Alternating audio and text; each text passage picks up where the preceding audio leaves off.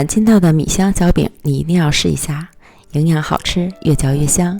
食材和做法都非常简单，150克大米粉，150克普通面粉，3克酵母，15克白糖混合均匀，再倒入240克牛奶，搅拌成细腻浓稠的面糊。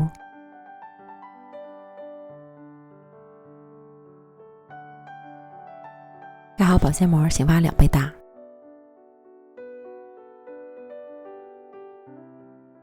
醒发好的面糊内部充满了大气孔，搅拌排气。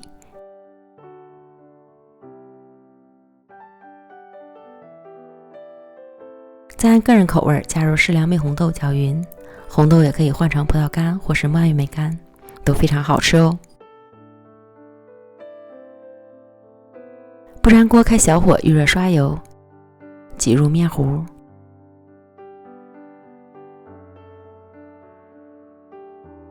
小刮刀抹点油，将面糊表面抹平，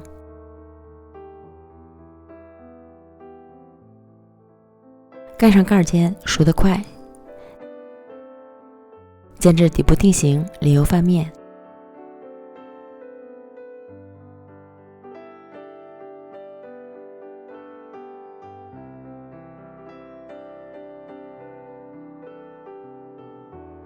另一面煎至上色，再次翻面。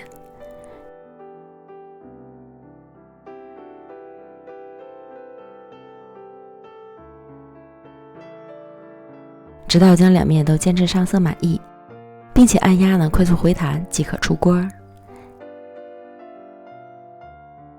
简单好吃的米香小饼就做好了，柔软筋道，米香混合着奶香，夹杂着香甜的蜜红豆，营养好吃，真是越嚼越香。